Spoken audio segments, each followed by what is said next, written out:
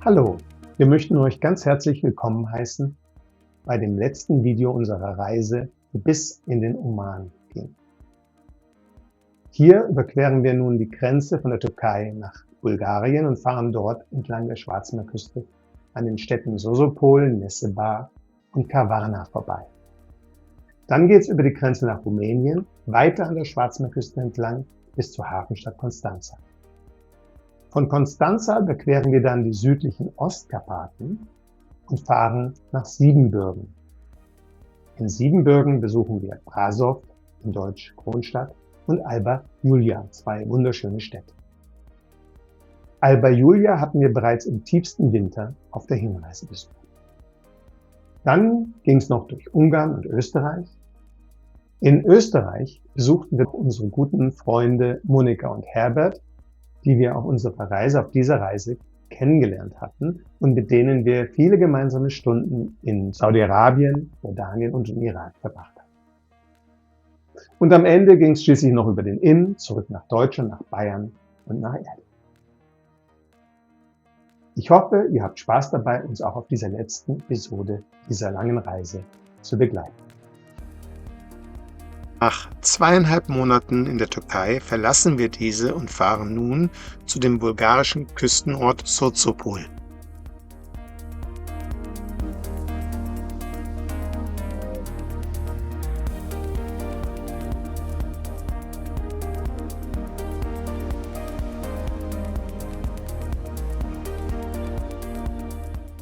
Sozopol ist eine der ältesten Städte Bulgariens, deren Wurzeln bis zu den griechischen Kolonisten des 7. Jahrhunderts vor Christus zurückreichen. Zwischen engen Gassen und dunklen Holzfassaden spürt man noch heute die Mischung aus antiker Seefahrertradition und osmanischem Erbe.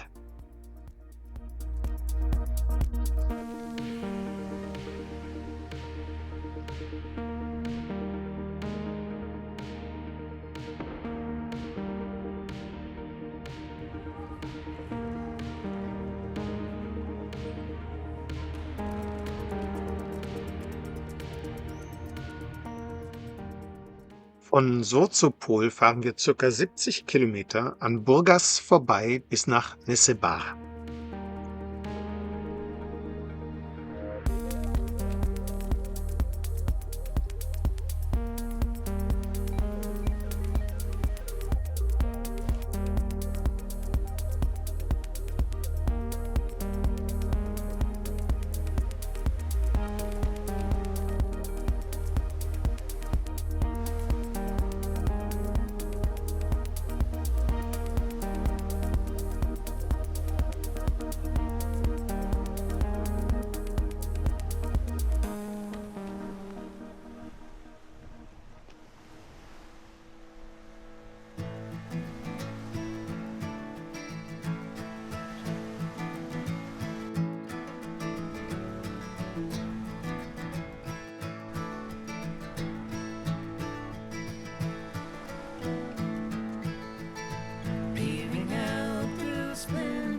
Sunlight, all the earth she'll gaze upon.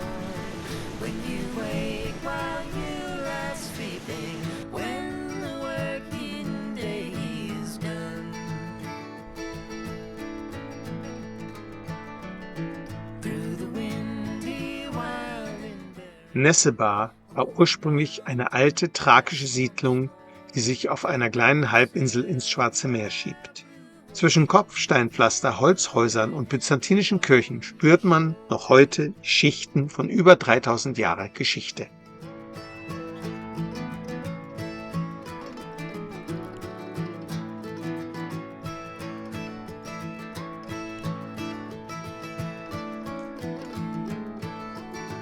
weary eyes come look upon her.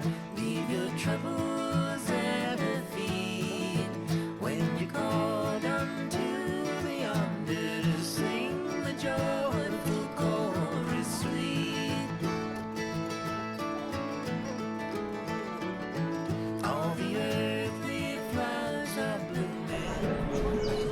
Hier ist der Täter. Tis the time to greet the morning. Come now, step out of the night. Von Nessebar fahren wir nun weiter die Schwarzmeerküste nach Norden, zunächst in die bulgarische Küstenstadt Kavarna und dann über die Grenze nach Rumänien in die Hafenstadt Constanța. Insgesamt sind das 260 Kilometer. Down in heather purple, lay me down in fields of green.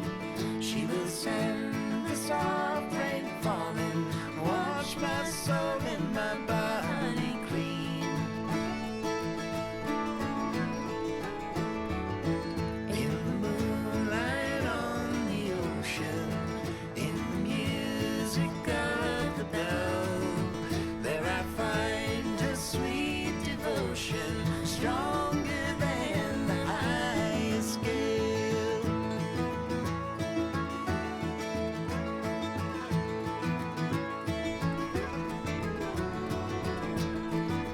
Das ist der Ausblick vom Minarett auf den Hafen.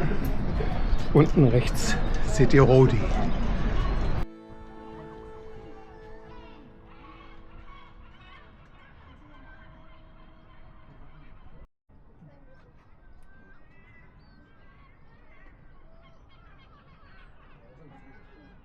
Das hier ist unser Stellplatz in der südostrumänischen Stadt Constanța.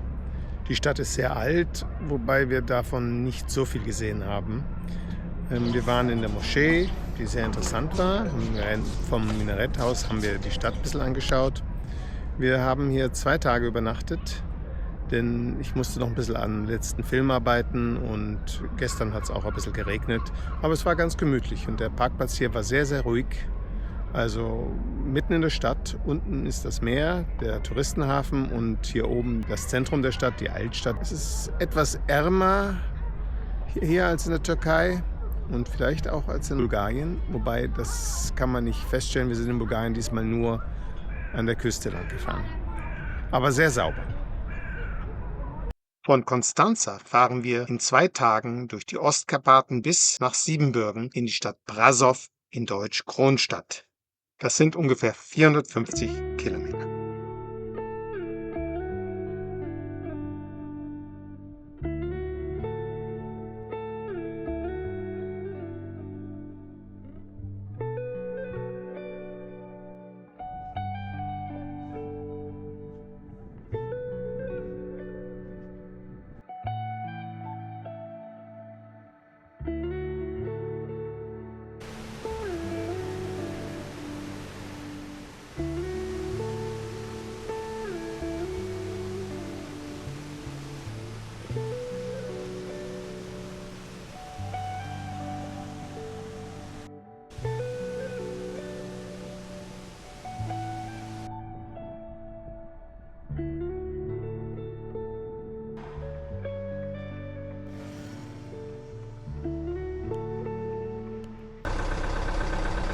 Oh, der ist so schüchtern. Warte, warte, warte.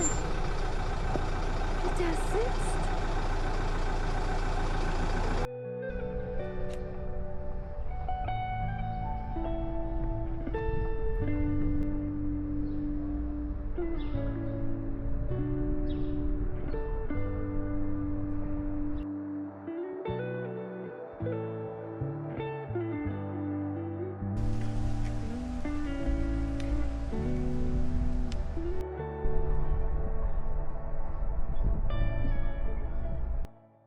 Wir sind hier in Târgu Secuiesc. Ich weiß nicht, wie man es ausspricht. Ich kann es wirklich nicht.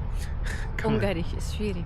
Ist das Ungarisch oder ist das Rumänisch? Ich weiß es gar nicht. Das wissen wir nicht. Nee, die Stadt hat 16.000 Einwohner und 13.000 oder 14.000 davon sind Ungarn.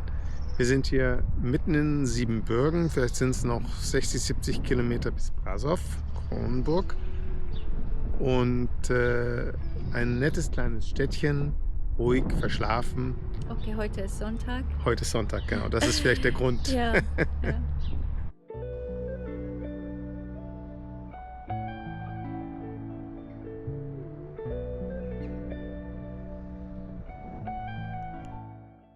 Die Die Stadt ist zweisprachig, deutlich sichtbar hier an diesen Schildern, Rumänisch und Ungarisch.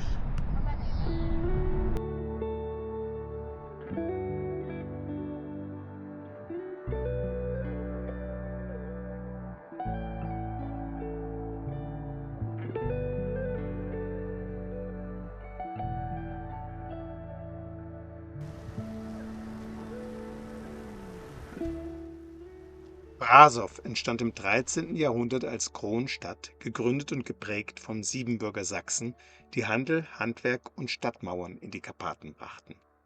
Über Jahrhunderte blieb die Stadt ein deutsches Kulturzentrum, dessen Kirchenburgen, Gilden, Häuser und zweisprachige Traditionen bis heute sichtbar sind.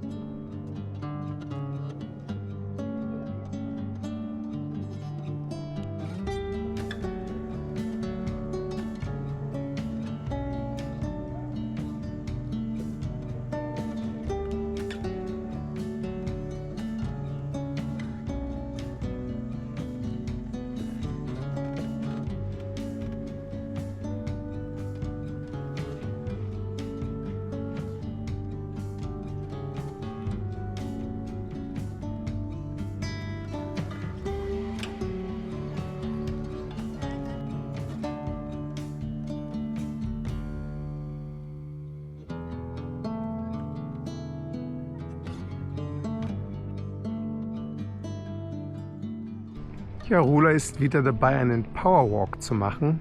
Wir müssen es irgendwie schaffen, jeden Tag einmal einen Powerwalk zu machen. Klappt leider nicht, aber es ist so gut.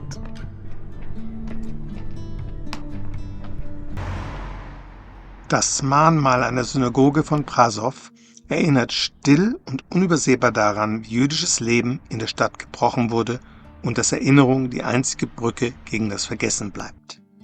Am nächsten Tag fahren wir am Hauptkamm der Karpaten entlang bis nach Alba Iulia. Alba Iulia ist eine Stadt, die wir schon auf unserer Hinreise besucht hatten, damals im tiefsten Schnee.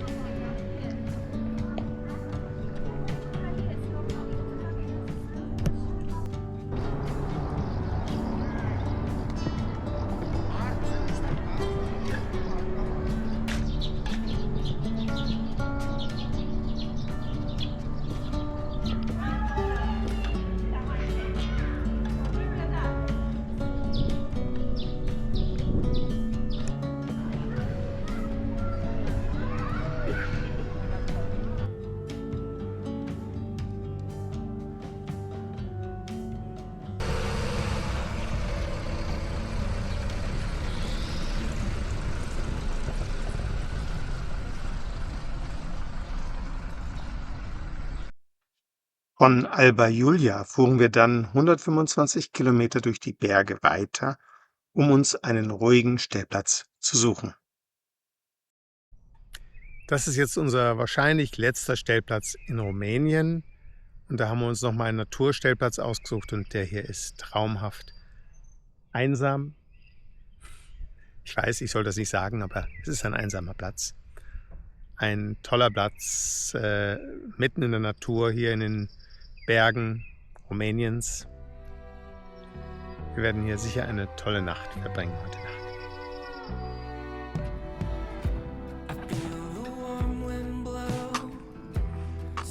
Einen guten.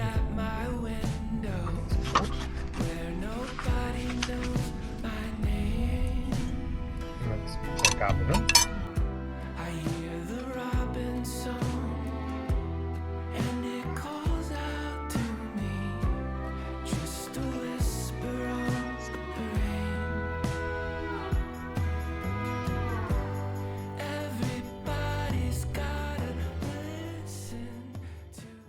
Innerhalb von 2 Tagen verlassen wir nun Rumänien und fahren bis in den äußersten Nordwesten Ungarns. Sopron war einst Verwaltungssitz des Westungarischen Komitats Ödenburg und gehörte bis 1918 zum Königreich Ungarn innerhalb der österreichisch-ungarischen Monarchie. Nach deren Zerfall entschied eine Volksabstimmung 1921, dass die mehrheitlich deutschsprachige Stadt trotz ursprünglicher Zuteilung an Österreich bei Ungarn verbleibt.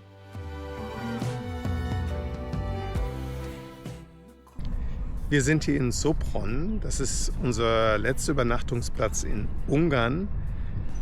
Wir sind vielleicht noch 3 Stunden entfernt von Monika und Herbert, die wir in Österreich besuchen werden. Monika und Herbert sind das Ehepaar, mit dem wir teilweise durch Saudi-Arabien gefahren sind und auch Jordanien und Irak.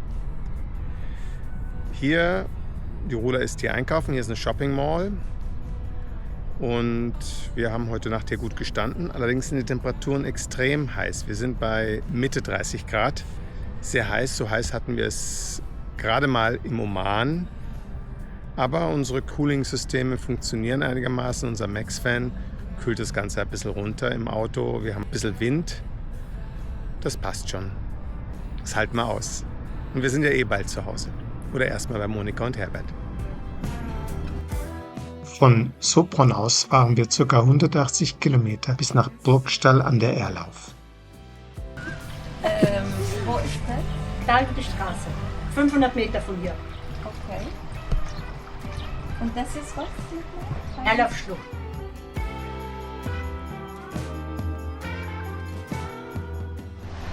Das ist meine Heimat.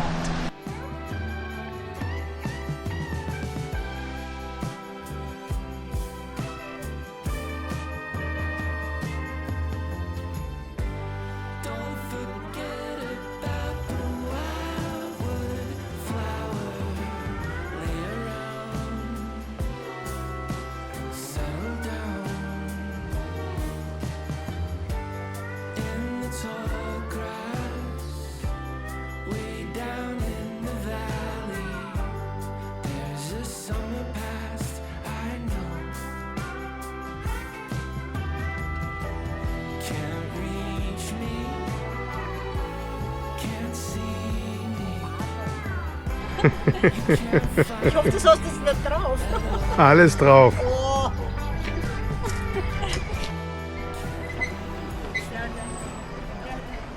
Die malerische Stadt Scheibbs wuchs im Mittelalter als Verwaltungszentrum des Kartäuser Klosters Gaming heran und sicherte sich durch eine eigene Stadtmauer frühe Stadtrechte. Im 16. Jahrhundert boomte der Ort als wichtiger Eisen- und Provianthandelsplatz. Unsere vorletzte Etappe führt uns über Weidhausen an der Ybbs bis nach Schärding am Inn. Schärding am Inn liegt direkt gegenüber der deutschen Grenze. Wir übernachten an einem Stellplatz bei einer Kapelle ganz in der Nähe von Schärding.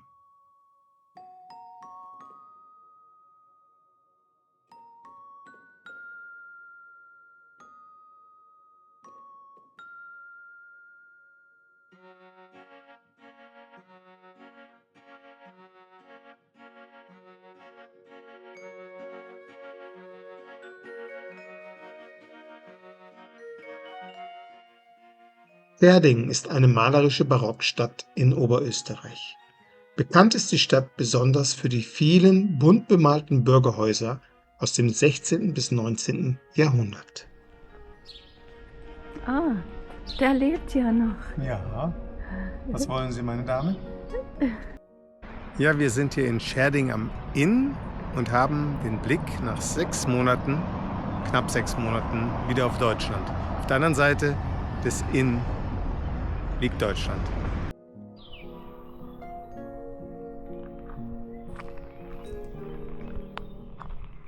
Und hier geht's runter zur Bründelkapelle.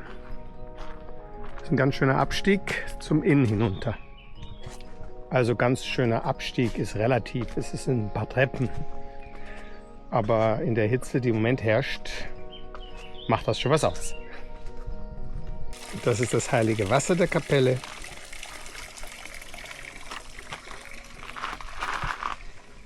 Und hier ist die Kapelle selbst.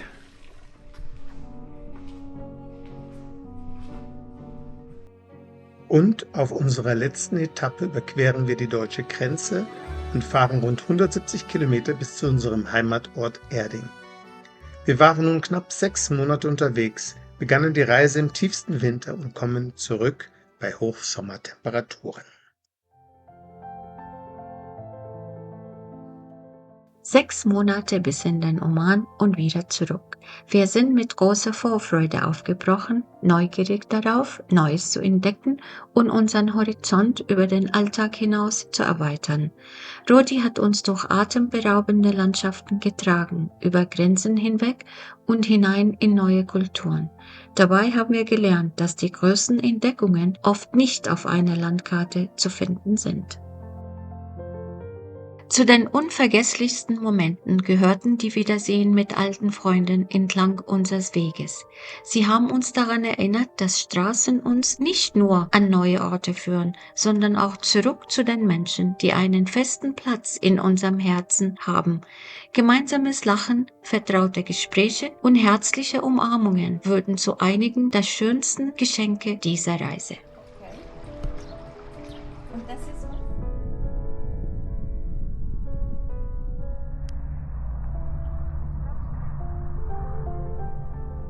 Nun, zurück zu Hause, blicken wir mit Dankbarkeit, Freude und einem tiefen Gefühl der Erfüllung auf dieses Abenteuer zurück. Oman war unser Ziel, doch Ziele sind letztendlich nur Meilensteine. Die unzähligen Momente dazwischen, die unerwarteten Begegnungen, die sich ständig wandelnden Landschaften, die stillen Abende und die Straßen, die wir nie geplant hatten zu nehmen. All das wurde zu den wahren Schätzen dieser Reise.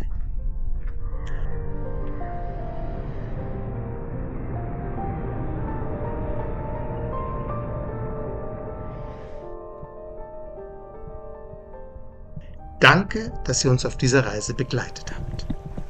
Bis uns die Straße wieder ruft, also bis bald, eure Rola und Jens.